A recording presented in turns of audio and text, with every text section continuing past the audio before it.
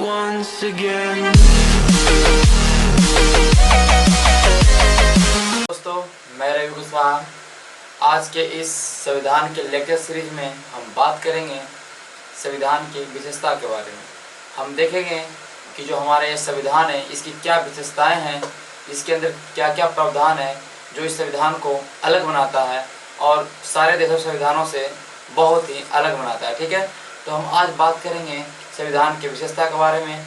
तो आइए साथ में देखिए, मेरी इस वीडियो को ध्यान से देखिए और ध्यान से समझिए, आपको पढ़ के बहुत मज़ा आने वाला है। ठीक है, तो हम पहले अगर बात करेंगे संविधान की विशेषता की बात करेंगे तो पहला बात हम करेंगे, हमारा संविधान एक बहुत ही लंबा, बहुत ही बड़ा और विस्तृत संविधान बोल सकते हैं और ये लिखित सबसे बड़ा संविधान है। ठीक है, तो पहला विशेषता हमारा हुआ सबसे लंबा बोलिए, विस्तृत बोलिए, लिखित संविधान।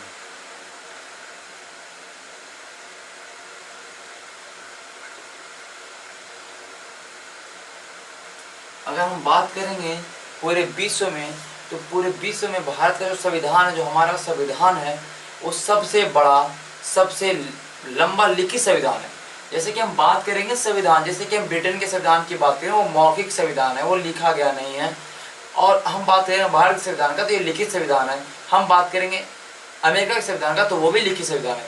तो अगर एग्जाम में पूछ दे कि सबसे बड़ा लिखित संविधान या सबसे विस्तृत लिखित संविधान कहाँ का है, तो भारत का। अब देखिए, सबसे बड़ा लिखित संविधान बना तो क्यों बना, जैसे कि हम बात करेंगे तो इसमें शुरुआत जब संविधान बना तो 395 अनुच्छेद था, 22 भाग था और 8 अनुसूचियां थी।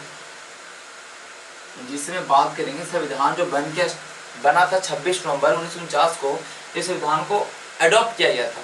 तो उसमें संविधान में 395 अनुच्छेद थी, 22 भाग था और 8 अनुसूचियां थी।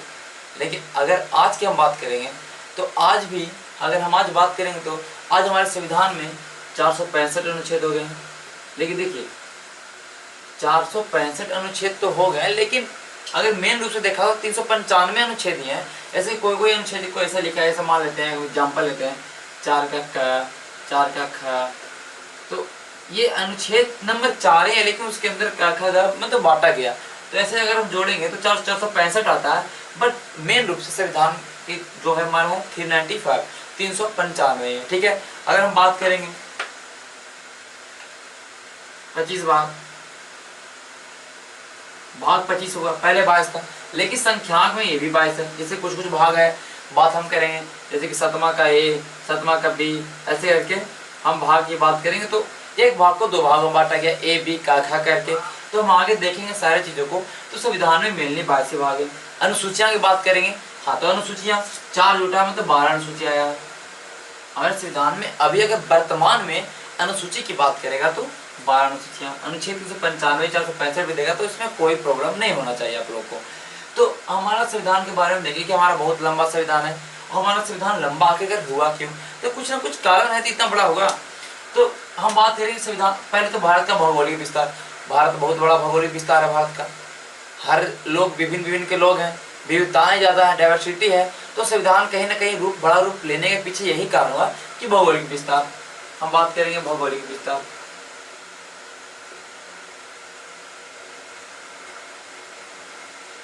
भारत का भौगोलिक विस्तार बहुत ही बड़ा है, तो संविधान ही बड़ा बना। हम बात करेंगे विविधता है, विभिन्न तरह के लोग हैं, विभिन्न जाति के लोग हैं, विभिन्न धर्म के, विभिन्न भाषाओं के लोग हैं। तो विभिन्न भाषाएं, तो ज्यादा भाषाओं का उल्लेख भी किया गया, तो संविधान तो बड़ा होना है। अब हम बात करेंगे थोड़ा इसमें कि 1935 का जो भारत शासन अधिनियम आया था, मैंने बताया था पहले ही कि 1935 का जो भारत शासन अधिनियम आया था वो संविधान का 70% भाग उसी से है। तो जो 1935 का भारत अधिनियम आया था, ये बहुत ही बड़ा दस्तावेज था, ये बहुत ही बड़ा फाइल था। तो पूरा जब इससे बहुत सारा चीज प्रावधान लिया गया हमारे संविधान में, करीब 70% पार्ट लिया गया 1935 के भारत शासन अधिनियम से। तो हमारा संविधान बड़ा रूप इसलिए बना। और संविधान को लिखने और ज्यादातर वकील थे, तो उन्होंने भी ज्यादा बड़ा संविधान लिख दिया। और उसके जो संविधान के अंदर भाषाएं हैं वो भी जटिल है, समझने में थोड़ा कठिनाइयाँ होती है। तो हमने देखा कि सबसे लंबा विस्तृत लिखित संविधान है, ये संविधान का विशेषता हुआ। पहला विशेषता। हम अगले विशेषता की बात करेंगे, ठीक है। तो अगला विशेषता हमारा होगा प्रस्तावना। तो अगला विशेषता हमारा होगा प्रस्तावना। हमारा अगला विशेषता है प्रस्तावना। प्रस्तावना जैसे कि हम बात करेंगे प्रियम्बल, तो हमने देखा था कि संविधान सभा का जो तीसरा बैठक हुआ था, जो कि 13 दिसंबर 1946 को हुआ था, ठीक है, 13 दिसंबर 1946 को हुआ था। और इसी दिन डॉक्टर जवाहरलाल नेहरू ने पेश किया था उद्देश्य प्रस्ताव, जिसके अंदर बहुत सारे बातें थी, जैसे कि भारत को संप्रभु गणराज्य बनाने की बात की गई थी, बहुत तरह की बातें थी, मैंने डिस्कस कर चुका हूँ मैंने ऑलरेडी। तो 13 दिसंबर 1946 को किया गया था पेश, और ये जाके 22 जनवरी 1947 को प्रस्तावना को अपना लिया गया था, और ये जो उद्देश्य प्रस्ताव उसको अपना लिया गया था, और आगे चल के यही प्रस्तावना का रूप लिया। जैसे कि हमने जब प्रस्तावना की बात करेंगे, इसके अगला वीडियो में हम प्रस्तावना के बारे में डिस्कस करेंगे। तो प्रस्तावना, और ये प्रस्तावना एक तरह से संविधान का कुंजी बुलाता है, क्योंकि जब प्रस्तावना को पढ़ते हैं तो हमको पता चल जाता है कि हमारे संविधान में आखिरकार है तो क्या। संविधान में आखिरकार एक तरह से झलक है, संविधान का एक तरह से झलक है, ये संविधान का कुंजी बुलाता है। तो प्रस्तावना को बुलाता है संविधान का कुंजी।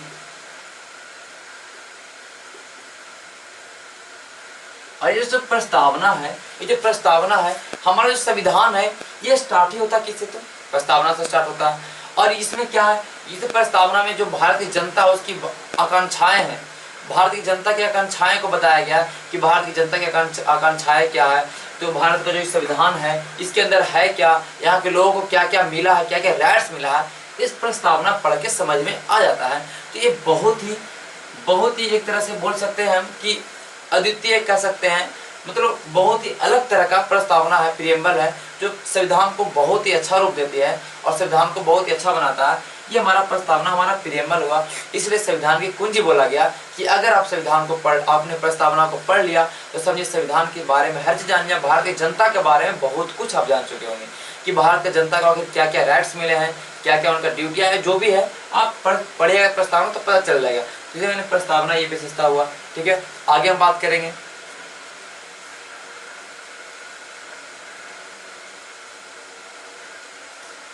तो जब आगे हम बात करेंगे तो हम देखेंगे संप्रभुता संपन्न राज्य।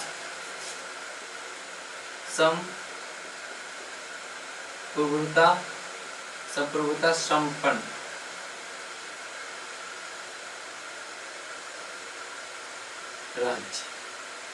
राज्य यहाँ पे देश हुए। संप्रभुता संपन्न राज्य कहने का मतलब क्या? संप्रभु मतलब क्या होता है? सोवरेन मतलब क्या होता है कि किसी का कंट्रोल नहीं। कहने का मतलब ये जो हमारा भारत देश है, ये किसी के कंट्रोल में नहीं है, इस पे किसी का अधिकार नहीं है, साथ ही साथ ये अपना जो भी विदेश नीति इसका होगा, जो भी फॉरेन पॉलिसी होगा, जो भी विदेश नीति होगा, किसके देश के साथ क्या संबंध रखना है, इस पे सारा कंट्रोल किसका होगा? तो भारत का होगा। संप्रभुता संपन्न राज्य कहने का मतलब हुआ कि किसी भी देश का भारत के ऊपर कंट्रोल नहीं है, भारत स्वतंत्र है अपना हर एक फैसला लेने के लिए। ये हुआ संप्रभुता संपन्न राज्य। साथ ही साथ ये भी है कि विदेशी के साथ जो भी विदेश का नीतियां हैं, ये भारत के अंदर में होगा, किसी के ऊपर कंट्रोल नहीं होना चाहिए, ठीक है। बाहर की बात करेंगे, जो भी हमारा इंटरनेशनल जो भी चीज होगा वो सब भारत के अंदर में होगा, किसी के देश के अंदर में नहीं होगा। ये हुआ संप्रभुता संपन्न राज्य, मतलब टोटल एक तरह से इंडिपेंडेंट है सरकार। हमारा भारत क्या है? इंडिपेंडेंट है। ये हमारा संप्रभुता संपन्न आ जाएगा की विशेषता, ठीक है। अब आगे हम विशेषता की बात करेंगे तो देखेंगे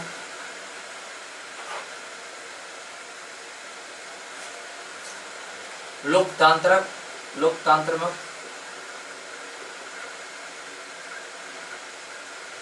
गणराज्य। ये देखिए लोकतांत्रिक गणराज्य, ये दो शब्दों से बना लोकतंत्र और गणराज्य, दोनों का अर्थ मैं बताता हूँ।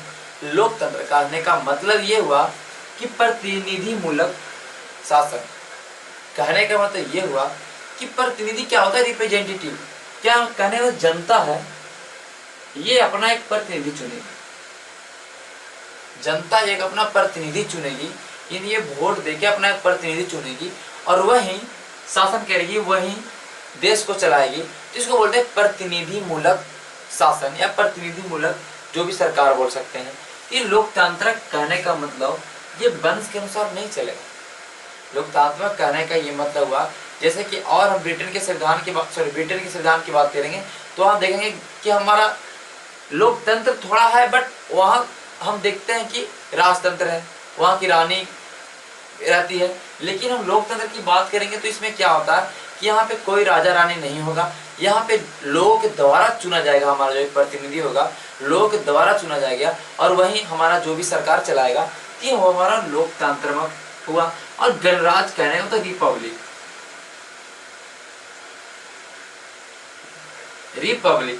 रिपब्लिक कहने का मतलब ये हुआ कि जो यहाँ का अध्यक्ष होगा, जैसे कि हम बात करेंगे भारत में अध्यक्ष की बात करेंगे, भारत का अगर मेन आदमी का बात करेंगे, प्रथम नागरिक का बात करेंगे तो राष्ट्रपति होता है अध्यक्ष। ये जो राष्ट्रपति है ये वंशानुगत नहीं होगा, ये रिपब्लिक का बात होगा। जैसे कि हम बात करेंगे ये वंशानुगत नहीं होगा।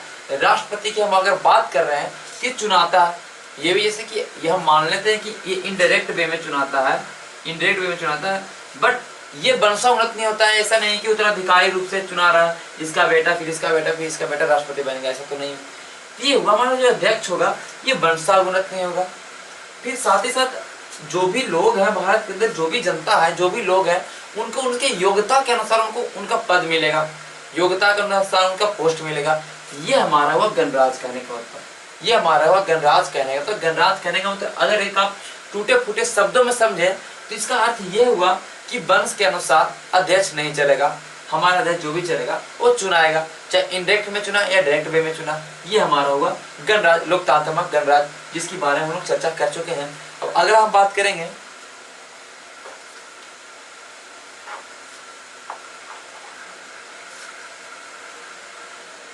अगर हम बात करेंगे तो विभिन्न स्रोतों से भी, कहने का मतलब कि जो भारत का संविधान आप देख रहे हैं आज, ये जो भारत का संविधान देख रहे हैं इसमें बहुत सारे स्रोत हैं। स्रोत कहने का मतलब सोर्सेज, बहुत सारे स्रोतों से विहित कहने का मतलब ये जो भारत का संविधान है लगभग 60 देशों के संविधान को पढ़ के, 60 देशों के संविधान से अच्छे अच्छे बातों को लेके हमारा भारत का संविधान बनाया गया। ऐसी इतना बड़ा संविधान तो हुआ नहीं। तो हम ये बोल सकते हैं विभिन्न स्रोतों से विहित है। कहने का मतलब भारत का जो संविधान है ना, ये एक तरह से सारे देशों के संविधान को अध्ययन करने के बाद उसमें से क्या भारत में रहना चाहिए, भारत के अकॉर्डिंग क्या इसमें रहना चाहिए। जैसे कि हम मान लेते हैं फंडामेंटल राइट की बात करेंगे, मूल अधिकार की बात करेंगे, तो जब मूल अधिकार लिखा जाता भारत में तो बहुत सारे देशों के संविधान को छाना गया, फिर देखा गया कि किस तरह के अधिकार दिया जाए भारत के लोगों को। तो उस समय ये विभिन्न स्रोतों से भी है। जैसे कि हम बात करेंगे फंडामेंटल राइट, हम शॉर्ट में लिखते हैं फंडामेंटल राइट कहने का तो मूल अधिकार, जो कहाँ से लिया गया, अमेरिका से लिया गया, संयुक्त राज्य अमेरिका से लिया गया। हम बात करेंगे फंडामेंटल ड्यूटी, मूल कर्तव्य कि लोगों को क्या कर्तव्य है, ये रसिया से लिया गया, ठीक है। और हम बात करेंगे डीपीएसपी, जिसको हम बोलते हैं नीति निर्देशक तत्व, directive principle of state policy, जिसको बोलते हैं राज्य के नीति निर्देशक तत्व, जो आयरलैंड से लिया गया। तो तरह तरह की चीजों को हम देखेंगे, हम एक वीडियो बनाएंगे इसका कि हमारा जो संविधान है इसमें कहाँ कहाँ से क्या क्या लिया गया है, इसकी बात हम करेंगे। एक उसका वीडियो बना देंगे 10-15 मिनट का, सारे चीज को कवर कर लेंगे कहाँ से क्या लिया है, क्योंकि एग्जाम में बहुत ज्यादा पूछता है। तो विभिन्न स्रोतों भी थे, इसलिए भारत संविधान को उधार का संविधान बोला था, क्योंकि बहुत सारी चीज उधारे लिया गया अलग अलग संविधानों से। तो विभिन्न स्रोतों से भी ये भी एक तरह से हमारे संविधान में, कहने का मतलब हमारा संविधान अलग है सारे देशों से, ये विशेषता बोल सकते हैं, ठीक है। हमारी बात करेंगे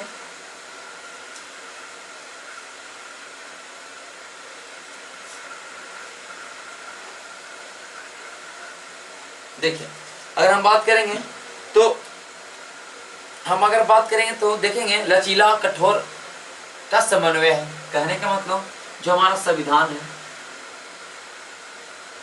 लचीला है और कठोर है, ये दोनों का समन्वय है। मतलब कहने का मतलब दोनों का सामंजस्य है, ये दोनों चीज का मिश्रण। हमारा संविधान लचीला तो है ही है, साथ ही साथ कठोर भी है। ऐसा नहीं कि पूरा संविधान हमारा पूरा स्ट्रिक्ट है और पूरा लचीला। ऐसे एक लचीला संविधान कहने का मतलब ये हुआ कि जो संविधान के अंदर जो भी प्रावधान है, जो भी संविधान के अंदर आर्टिकल्स हैं, जो भी अनुच्छेद है, जो भी चीजें संविधान के अंदर, उसका संशोधन आसान तरीके से किया जा सकता है, ये लचीला हुआ। इस संविधान को जब हम चेंजिंग कर सकते हैं, उसके अंदर जो भी प्रावधान है उसको हम संशोधन कर सकते हैं आसान तरीके से, कहने का मतलब साधारण बहुमत से, ये जो भी हो। लेकिन कठोर कहने का मतलब ये होगा कि थोड़ा इसको चीज को, इसके अंदर जो भी आर्टिकल्स हैं उस चीज को हम संशोधन करने में कुछ विशेष प्रक्रिया की जरूरत पड़ेगी, ये हुआ कठोर। और हम लचीला, ये दोनों का बात कर रहे हैं। जैसे कि हम बात करेंगे अमेरिका का संविधान थोड़ा कठोर है, हम बात करेंगे ब्रिटेन का संविधान तो लचीला है। लेकिन जो भारत का संविधान है ये लचीला तो है ही, साथ ही साथ कठोर भी है, अलग अलग मायनों में। तो हम जब बात कर रहे हैं तो देखेंगे कि अनुच्छेद 368, जिसमें हम क्या बात करेंगे, अनुच्छेद 368 जो हम सारे अनुच्छेद के बारे में पढ़ेंगे, तो एक अनुच्छेद आता है 368, इसमें संविधान संशोधन की प्रक्रिया बताई गई कि संविधान के अंदर संशोधन कैसे कर सकते हैं, कितने रूप से कर सकते हैं। इसमें दो तरह की बात की गई। एक बात किया गया विशेष बहुमत, एक बात किया गया विशेष बहुमत। विशेष बहुमत कहने का मतलब कि दोनों सदनों, जो भी लोकसभा राज्यसभा, ये जो दोनों सदनों के जो भी उपस्थित सदस्य होंगे, और दोनों सदनों के जो उपस्थित जो सदस्य और जो मतदान दे रहे हैं उसका कम से कम 2/3 उसके पक्ष में होना चाहिए। साथ ही साथ कम से कम 50% जो भी हमारा सीट है लोकसभा राज्यसभा में, जो भी राज्यसभा लोकसभा जो भी उपस्थित है उसका कम से कम 50% से एवं होना चाहिए। ये होगा तभी हम विशेष बहुमत द्वारा किसी भी चीज को, किसी भी पार्ट को, किसी भी अनुच्छेद को हम संशोधित कर सकते हैं। अनुच्छेद 368 के तहत ये पाला हुआ। ऐसे कि कुछ कुछ प्रावधान है जो कि विशेष बहुमत के द्वारा ही संशोधित हो सकते हैं, ना कि हम साधारण बहुमत से कर सकते हैं। अब आगे हम देखेंगे तो कुछ ऐसे भी जो साधारण बहुमत से होता है, कुछ आम बहुमत से होता है। कहने का मतलब जैसे कि आम जो भी हमारा जो स्थिति आम कानून है आसानी से कर सकते हैं, उसमें कुछ कुछ ऐसे ही प्रावधान है जो कि आम कानून मतलब थोड़ा सा प्रक्रिया किए उसको हम संशोधन हम कर सकते हैं। ये लचीला का उदाहरण, विशेष बहुमत का उदाहरण, हम कठोर का बात कर सकते हैं।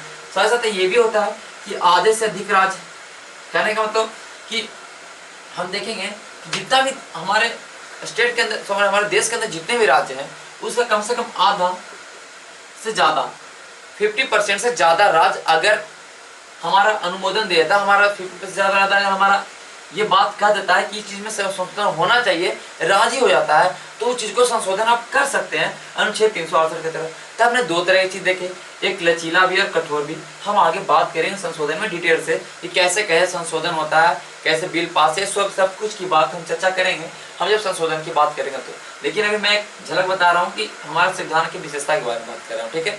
अब आगे हम बात करेंगे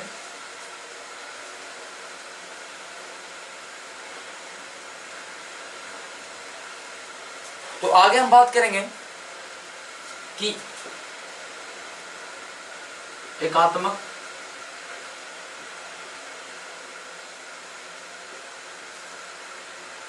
एकात्मकता के साथ संघीय लक्षण। ये देखिए एकात्मकता के साथ संघीय लक्षण आप लोग थोड़ा समझ नहीं पा रहे हैं, देखिए मैं बता देता हूँ एकात्मकता के साथ संघीय लक्षण क्या होता है। कहने का मतलब ये भारत का जो संविधान देख रहे हैं, भारत के अंदर जो सरकार है, भारत के अंदर जो भी हमारा शासन चल रहा है, ये यूनिटरी फॉर्म ऑफ गवर्नमेंट भी है और फेडरल फॉर्म ऑफ गवर्नमेंट है, दोनों तरह के हैं। ये दोनों के लक्षण विद्यमान है हमारे भारत में। ये दोनों तरह के सरकारें हैं, दोनों तरह के संविधान में बात की गई है, दोनों तरह का, कुछ एक तरह का नहीं है, दोनों। अब देखिए एकात्मकता और संघीय क्या, संघीय कहने का मतलब शक्तियों का बंटवारा। फेडरल जहां भी आए इसका मतलब होता है शक्तियों का बंटवारा केंद्र और राज्यों में। जहां भी जो चीजें से अगर एक ऊंचे लेवल पर अगर बात करेंगे तो सबसे ऊंचे लेवल पर केंद्र होगा, उसके नीचे लेवल पर राज्य होगा, तो वहां पे शक्तियों का बंटवारा है। ये हम देखेंगे। ये फेडरल का अगर हम अभी फेडरल जो संघीय लक्षण है उसकी अगर हम बात करेंगे तो इसमें अगर हम पहला एग्जाम्पल देखेंगे तो इसमें हम पहला एग्जाम्पल देखेंगे दो सरकार है,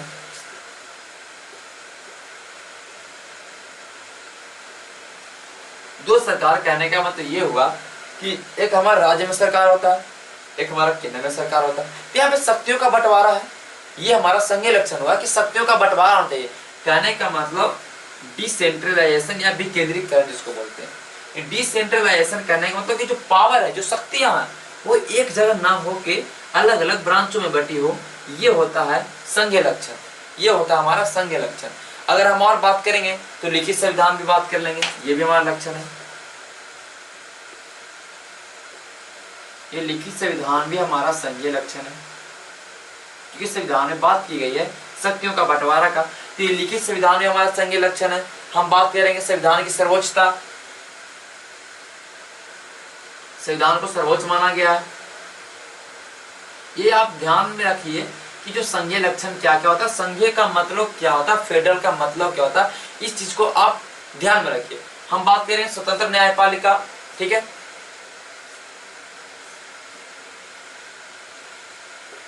स्वतंत्र न्यायपालिका, देखिए ये भी संघीय लक्षण है, स्वतंत्र न्यायपालिका। स्वतंत्र न्यायपालिका कहने का मतलब जो हमारा जुडिशियरी सिस्टम है, जो हमारा न्यायपालिका है वो स्वतंत्र है, वो किसी के दबाव में नहीं है। इनका जो डिसीजन होता है ये खुद में स्वतंत्र है। इसमें बहुत सारे प्रावधान संविधान में दिए गए न्यायपालिका के लिए कि जो सुप्रीम कोर्ट का जज होगा ये सब के लिए अलग अलग प्रावधान दिया गया है। इनके वेतन के लिए प्रावधान अलग है, इनके भत्ते के लिए प्रावधान अलग है, इनके लिए अलग से आपको एक तरह से अलग प्रावधान दिया गया, एकदम स्पेशल से दर्शा दिया गया, क्योंकि स्वतंत्र न्यायपालिका, इसका किसी पे कंट्रोल नहीं है। ये जो न्यायपालिका है किसी पे कंट्रोल नहीं, ये तो संसद को चुनौती दे सकता है, इस पे किसी का कंट्रोल नहीं है, स्वतंत्र न्यायपालिका है। ये हमारा संघीय लक्षण है। अगर हम बात करेंगे एकात्मकता लक्षण कहने का, तो यूनिटरी फॉर्म ऑफ गवर्नमेंट, उसका क्या लक्षण है उसकी अगर हम बात करेंगे तो देखेंगे, इसको मिटाते हैं तब तक, ये फेडरल हो गया।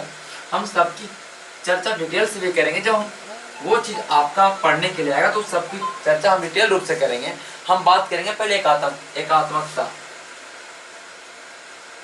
एकात्मकता कहने का मतलब यूनिटरी फॉर्म ऑफ गवर्नमेंट। एकात्मकता कहने का मतलब बस एक सरकार, एक हो, एक चीज हो, एक आदमी के हाथ में पावर हो, एक जगह पावर हो, ये हुआ एकात्मकता। इस एकात्मकता की हम बात करेंगे, सशक्त केंद्र बात करेंगे, इसका एग्जाम्पल हम बात करेंगे सशक्त केंद्र। सशक्त केंद्र कहने का मतलब जो हमारे जो सेंट्रल गवर्नमेंट की बात करें, जो सेंट्रल है, जो हमारा केंद्र है, ये एक सशक्त है। कहने का मतलब इसके पास ज्यादा पावर है, एकात्मकता के लक्षण हो सकता है, ज्यादा पावर है केंद्र को जमन। फिर हम बात करेंगे इमरजेंसी, जो इमरजेंसी लगता है, ठीक है, जो इमरजेंसी लगता है, राज्यों में इमरजेंसी हो गया, राष्ट्रपति शासन हो गया राज्यों में। फिर आपातकाल, अलग अलग तरह के आपातकाल की व्यवस्था है, 3 तरह के आपातकाल है, वित्तीय आपातकाल है, फिर हमारा राष्ट्रपति शासन है, फिर नेशनल इमरजेंसी है। 3 तरह के आपातकालों की बात की आगे जब हम पढ़ेंगे, तो ये सब कहीं ना कहीं एकात्मकता का लक्षण है। केंद्र चाह जाए, अगर कहीं पे राज्यों में मशीनरी फेल हो जाए, राज्यों में सरकार की मशीनरी फेल हो जाए, राज्यों में कहीं पे मुख्यमंत्री ना बन रहा है, कोई प्रॉब्लम ऐसा होता है, तो वहां पे राष्ट्रपति शासन लगा दिया जाता है। कहने का डायरेक्ट कंट्रोल राष्ट्रपति से होता है कि केंद्र यहाँ पे ज्यादा पावरफुल हो रहा है, और ये हमारा लक्षण है एकात्मकता, यूनिटरी फॉर्म ऑफ गवर्नमेंट का लक्षण है। ठीक है, अब आगे हम बात करेंगे एकीकृत न्यायपालिका की बात करेंगे। एकीकृत न्यायपालिका, ये सब टर्म्स है, हम सबकी चर्चा करेंगे आगे। ये सब टर्म, ये सब लक्षण, ये एकात्मकता के लक्षण है। अगर एग्जाम में आ जाए कि बताइए इनमें से कौन सा एकात्मकता का लक्षण में नहीं आता, तो अगर आपको याद रहेगा तो आप आसानी से सवालों को हल कर सकते हैं। एकीकृत न्यायपालिका कहने का मतलब इंटीग्रेटेड जुडिशियरी। इंटीग्रेटेड जुडिशियरी मतलब क्या होता है, इसका आप अर्थ समझ लीजिए। इंटीग्रेटेड जुडिशियरी का मतलब यह हुआ कि अगर देखिए, पहले हम बात करेंगे तो अगर केंद्र लेवल पे बात करेंगे, ऊंचे लेवल पे बात करेंगे, तो सुप्रीम कोर्ट हमारा है, ऐसी सुप्रीम कोर्ट समझिए। उसके नीचे राज्यों के लिए हाई कोर्ट है, और उसके फिर जिलों के लिए अधीनस्थ न्यायालय, जो भी हम बात करते हैं, ठीक है, तो अधीनस्थ न्यायालय है।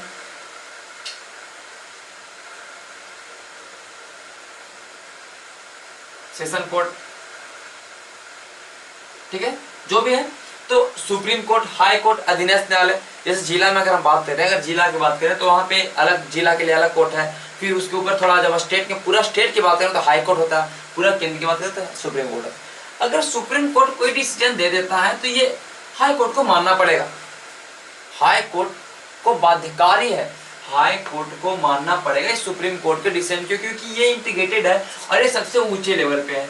अगर हाई कोर्ट कोई बात को पास कर दिया तो अधीनस्थ न्यायालय को मानना पड़ेगा, हाई कोर्ट अगर किसी को कर दिया तो अधीनस्थ न्यायालय को मानना पड़ेगा।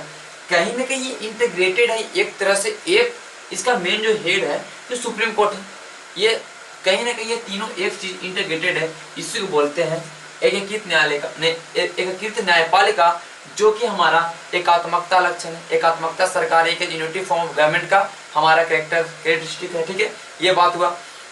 अगर हम बात करेंगे all India service, Akhil Bharatiya सेवा, अखिल भारतीय सेवा कहने का मतलब जैसे कि यूपीएससी की हम बात करेंगे, यूपीएससी ये अखिल भारतीय सेवा के अंदर आता है। जैसे कि हम बात करेंगे केंद्र, हम जब केंद्र कोई भी अखिल भारतीय सेवा गठन कर सकता है, ऐसा हमारा संविधान में प्रावधान है। अखिल भारतीय सेवा तो पूरे केंद्र के लिए, पूरे देश के लिए एक अखिल भारतीय सेवा की हम यूपीएससी की बात करेंगे। ये यूपीएससी एग्जाम होता है, इसके अंदर जो भी हमारा आईएएस बनते हैं, ये सेंट्रल का कंट्रोल होता है इस पर। भले ये हमारा राज्यों में काम करते हैं, लेकिन ये हमारा सेंट्रल कंट्रोल पे। ये हमारा हुआ। हम ऑल इंडिया सर्विस को किसके अंदर लाएंगे, तो एकात्मकता की बात लाएंगे। अखिल भारतीय सेवा एकात्मकता लक्षण है, ठीक है। और हम बात करेंगे राज्यपाल की नियुक्ति। जैसे कि राज्यपाल की नियुक्ति की बात करेंगे तो राज्यपाल का नियुक्ति कौन करता है, राष्ट्रपति। वो राष्ट्रपति कंट्रोल में, जब तक राष्ट्रपति चाहेगा तो उस राज्य का राज्यपाल नियुक्त रहेगा। अगर राष्ट्रपति का मन किया कि इसको यहाँ से चेंज किया तो यहाँ से यहाँ चेंज कर सकता। तो कहीं ना कहीं देख रहे हैं कि ये जो राज्यपाल होता है, एक तरह से ये नाम मात्र के कार्यपालिका तो होते ही हैं राज्यों के लिए, लेकिन इनका कंट्रोल, इसके ऊपर किसका कंट्रोल है, तो राष्ट्रपति कंट्रोल, सेंट्रल का मतलब हमारा कंट्रोल है। तो ये भी एकात्मकता के लक्षण है, ठीक है। तो तरह तरह के चीज बोले गए। हमारा कि संविधान जो हमारा है, हमारे संविधान में जो सरकार की व्यवस्था है, इसको बहुत सारा नाम दिया गया है, बहुत सारा नाम दिया गया। तो अलग अलग विद्वानों का अलग अलग मत है, तो हम उसको थोड़ा सा देख लेते हैं। उतना इम्पोर्टेंट नहीं, फिर भी उसको अगर हम बात करें तो उसको हम थोड़ा देख लेते हैं। जैसे केसी बेरे, एक केसी बेरे का कहना है, केसी बेरे का कहना है कि एकात्मकता की भावना में संघ है। जो हमारा एकात्मकता संविधान, जो हमारे संविधान के अंदर जो भी बात की गई है सरकार की, वो एक एकात्मकता की भावना में संघ है। जो भावना तो एकात्मकता की है, कहना तो यूनिटरी फॉर्म का उसके अंदर भावना है, लेकिन वो है क्या, तो संघ है। वो है तो क्या, संघ है। कह रहे हैं तो कहीं ना कहीं पर पावर का डिवीजन हुआ ना, क्योंकि राज्य के लिए अलग मुख्यमंत्री और पूरे स्टेट, पूरे हम अगर बात करेंगे हम पूरे सेंट्रल के मतलब पूरे देश की बात करें तो उसके लिए प्रधानमंत्री, तो सत्य का बंटवारा है, इसलिए एकात्मकता की भावना में संघ बोला। अगर हम बात करेंगे वार गेनिंग फेडरलिज्म, वार गेनिंग फेडरलिज्म, जैसे हमारे मारिक जॉन्स का कहना है, मारिक जॉन्स महोदय का कहना है कि जो भारत का जो संविधान, जो भारत का जो हमारा सरकार है और जो भारत का संविधान, उसके अंदर वार गेनिंग फेडरलिज्म की बात कही गई, वार गेनिंग फेडरलिज्म की बात कही गई हमारे मारिक जॉन्स के अनुसार। हम बात करेंगे कोऑपरेटिव फेडरलिज्म, इसके बारे में बोले हैं ग्रेनविले ऑस्टिन। ये सब थोड़ा याद करने की चीजें हैं, अगर याद ना भी करते तो कोई दिक्कत नहीं है, लेकिन फिर भी एक बार देख लीजिए, अगर कहीं अगर आ जाए तो ऑप्शन से आप कर ही सकते हैं टिक आउट। तो कोऑपरेटिव फेडरलिज्म की बात करते हैं ग्रेनविल ऑस्टिन। हमारा केसी बेरे के कहना है कि एकात्मकता की भावना में संघ है। हमारा बात करना वार्गेनिंग फेडरलिज्म, ये मारिक जोन्स का कहना है। तो अलग अलग मत है हमारे अलग अलग विद्वानों के अनुसार हमारे फेडरलिज्म के बारे में और यूनिटी फॉर्म ऑफ गवर्नमेंट के बारे में। अब हम अगला बात करेंगे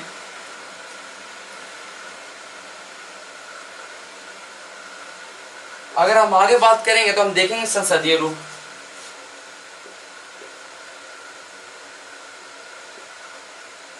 संसदीय रूप की बात ये है कि भारत के संविधान में जो भारत के अंदर जो भी सरकार होगा, भारत में सरकार का जो रूप होगा तो वो अध्यक्षीय रूप को न अपनाकर संसदीय रूप को अपनाया गया। जैसे कि अध्यक्षीय रूप, एक अध्यक्षीय रूप होता है, परिवार संसदीय रूप। कहने का मतलब प्रेसिडेंशियल फॉर्म ऑफ गवर्नमेंट, जो कि अमेरिका में देखने को मिलता है, क्योंकि अमेरिका में देखते कि प्रेसिडेंट ही मेन है। प्रेसिडेंशियल फॉर्म ऑफ गवर्नमेंट और संसदीय मतलब हो गया पार्लियामेंट्री फॉर्म ऑफ गवर्नमेंट। देखिए संसदीय जो रूप है, सरकार का संसदीय रूप ऑफ फॉर्म ऑफ गवर्नमेंट जो लिया गया, ये पहला बात ये इंग्लैंड से लिया गया, क्योंकि हमारा ब्रिटेन का शासन था, तो ब्रिटेन से लिया गया संसदीय फॉर्म ऑफ गवर्नमेंट, ये तो पहला आपका हुआ। और ये संसदीय फॉर्म ऑफ गवर्नमेंट के अंदर क्या होता है कि जो कार्यपालिका और विधायिका, ठीक है, विधायिका कहने का तो लेजिस्लेटिव और कार्यपालिका कहने का तो एग्जीक्यूटिव, ठीक है।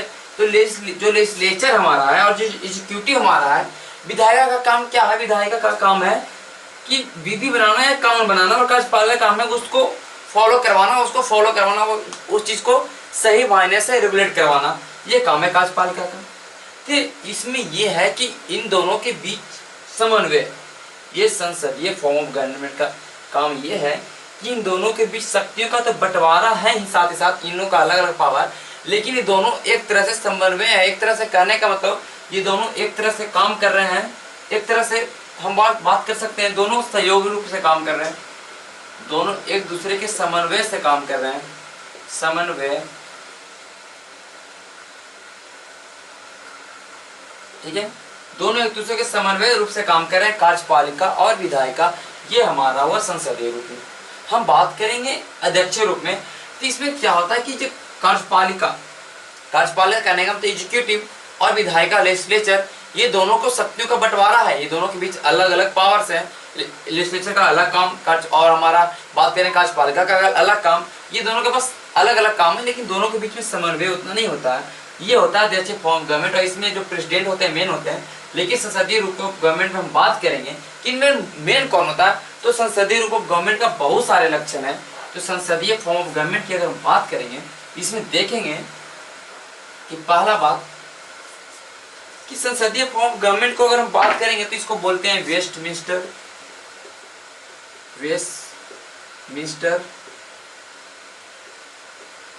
उत्तरदायी सरकार, मंत्रिमंडलीय सरकार। देखिए वेस्टमिंस्टर सरकार बोलते हैं संसदीय रूप को, उत्तरदायी सरकार बोलते हैं क्योंकि जनता के प्रति उत्तरदायित्व होता है, ठीक है। फिर मंत्रिमंडल सरकार बोलते हैं क्योंकि ये कैबिनेट का एक फॉर्म लेता है, जितने भी सारे जो चुने जाते हैं हमारे एमपी एमएलए, वो एक तरह से कैबिनेट बनाते हैं, फिर उसके बाद शासन चलाते हैं, जो भी काम होता है करते हैं। तो ये मंत्रिमंडल फॉर्म ऑफ गवर्नमेंट बोलते हैं, उत्तरदायी फॉर्म ऑफ गवर्नमेंट बोलते हैं, और वेस्टमिंस्टर सरकार बोलते हैं। संसदीय रूप का अलग अलग नाम है अलग अलग जगहों पे, जैसे इंग्लैंड में वेस्टमिंस्टर बोलते हैं, ठीक है। उसे भारत में उत्तरदायी सरकार बोल सकते हैं, मंत्रिमंडल सरकार बोल सकते हैं। ये तो हमारा संसदीय रूप का नाम होगा। हम संसदीय रूप की बात करेंगे, इसके अंदर क्या है, तो नाम मात्र और वास्तविक, ये पहला लक्षण। नाम मात्र व वास्तविक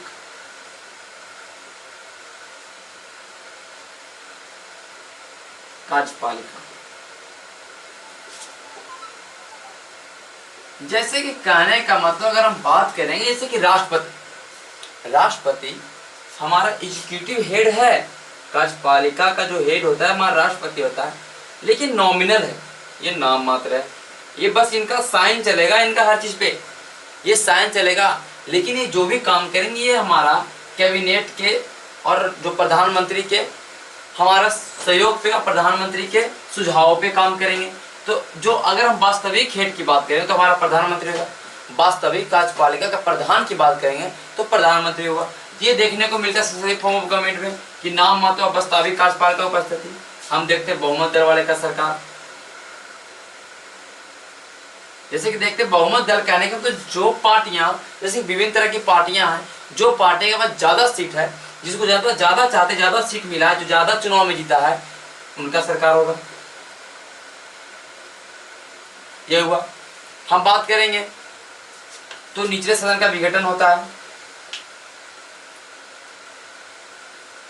जैसे निचले सदन का विघटन, जैसे कि हम देखेंगे देश में, हम एक सेंटर की बात करेंगे तो निचले सदन कौन होता है, लोकसभा, और उच्च सदन कौन होता है, राज्यसभा।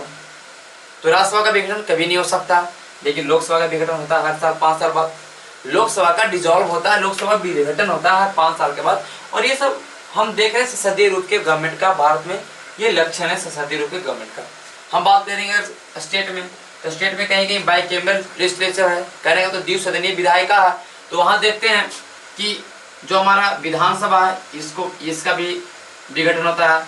ये हमारा निचला सदन है। हम उच्च सदन की बात करते हैं, विधान परिषद है, लेजिस्लेटिव काउंसिल होगा, जो विधान परिषद है वो हमारा उच्च सदन है, और उसका विघटन कभी नहीं होता, ठीक है। हाउस सदस्य, उनका जो सदस्य है वो हमेशा रिटायर होते रहते हैं हर 2-3 साल बाद, और उनका फिर उसके बाद उसका सीट जो है भराता है, लेकिन उनका कभी विघटन नहीं हो सकता।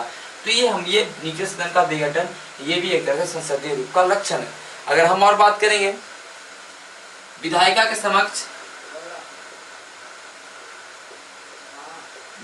समक्ष कार्यपालिका की जवाबदेही। जैसे कि बात करेंगे कि जो कार्यपालिका जो एग्जीक्यूटिव है इसका इरिस्पॉन्सिबल है विधायिका के प्रति। ये हमारा संसदीय फॉर्म ऑफ गवर्नमेंट का आरक्षण है कि जो भी कार्यपालिका जो भी एग्जीक्यूटिव है ये हमारा विधायिका के प्रति जवाबदेही होगा। ठीक है, आगे हम बात करेंगे सब चीज के बारे में। तो हमने देखा विभिन्न तरह के संविधान की विशेषताओं के बारे में देखा। अब जो भी और हमारा बच गया है वो हम अगले पार्ट हम बात करेंगे। संविधान की विशेषता का पार्ट 1 ये हो गया। संविधान की विशेषता का पार्ट 2 में हम अलग अलग तरह के और विशेषताओं के बारे में देखेंगे, हम उसमें चर्चा करेंगे। तो आज के लिए इतना ही, धन्यवाद। मुझे लगता है कि आप लोगों को अच्छा समझ में आया वीडियो। अगर नहीं समझ आया तो वीडियो को दोबारा देखिए, और फिर नहीं समझ आया तो फिर आपका भगवान मालिक है। तब तक के लिए धन्यवाद।